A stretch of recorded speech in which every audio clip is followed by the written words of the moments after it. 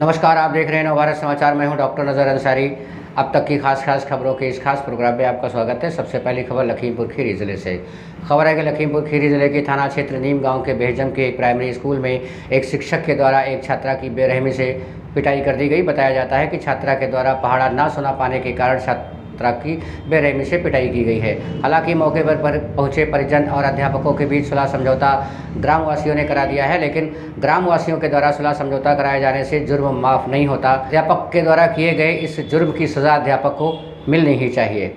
खबर है कि लखीमपुर खीरी ज़िले के थाना क्षेत्र भीरा के पलनापुर गांव के एक व्यक्ति को बाघ ने उस समय निशाना बना लिया जब वो घास काटने गया था। बताया जाता है कि पलनापुर गांव के गुड्डू नाम का एक व्यक्ति घास काटने गया था और बाघ ने उस पर हमला बोल दिया। बाघ के हमले से मौके पर ही गुड्डू की मौत हो गई। बताया जाता है कि पिछले 3 महीनों में लगभग 1 दर्जन से अधिक लोगों को बाघों के द्वारा निशाना बनाया जा चुका है।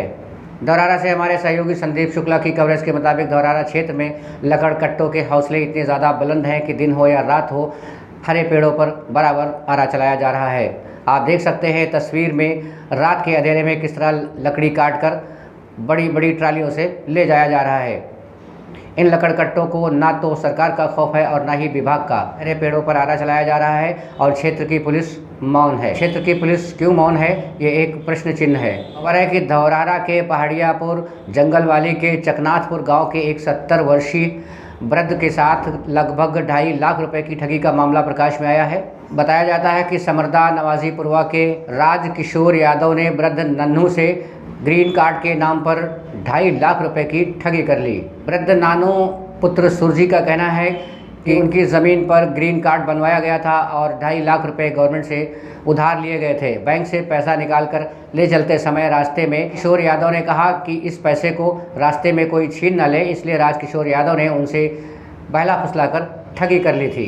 पैसे वापस दिलाए जाने की मांग को लेकर थाने का चक्कर लगा रहे हैं।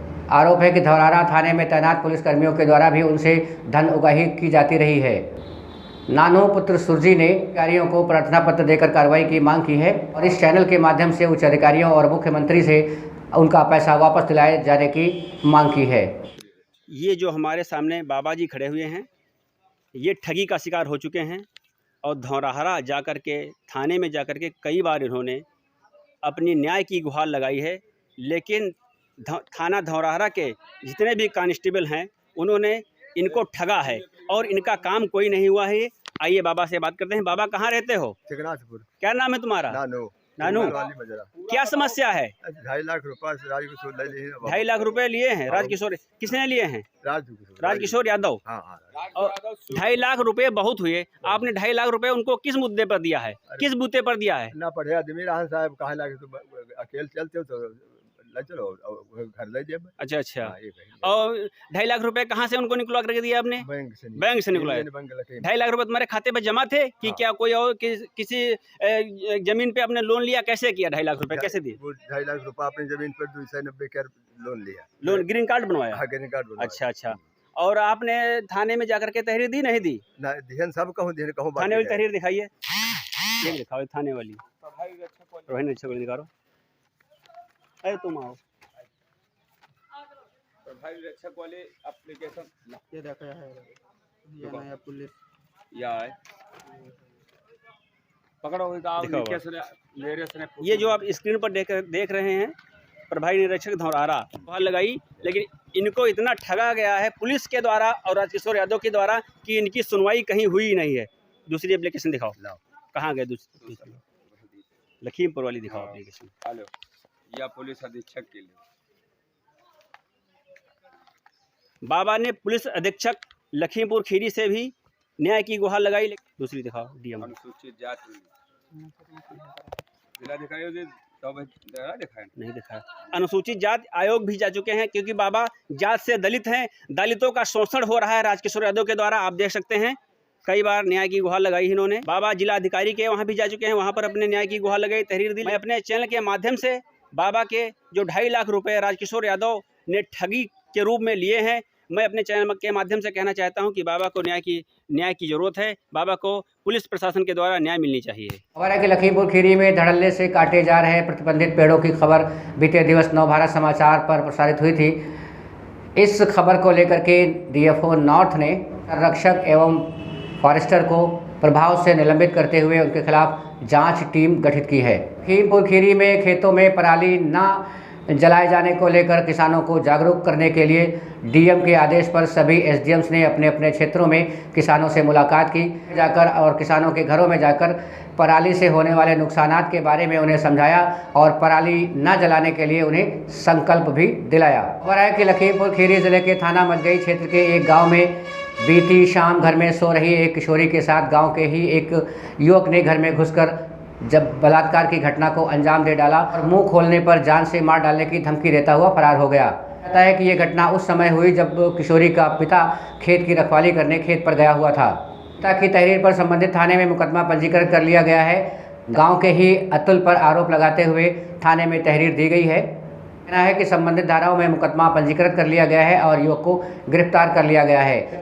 मामला दो समुदायों का होने के नाते गांव में एहतियातन पुलिस फोर्स तैनात कर दिया गया है। खबर है कि लखीमपुर खीरी के थाना क्षेत्र तिकोनिया में हुई छात्रा मर्डर मामले में कांग्रेस पार्टी के नेता जफर अली नकवी के नेतृत्व में कांग्रेस प्रतिनिधि मंडल पीड़ित परिवार से मिला और सरकार से 20 लाख रुपए की मांग, जमीन दिलाए जाने की मांग और उन्हें पक्का आवास दिलाए जाने की मांग की है।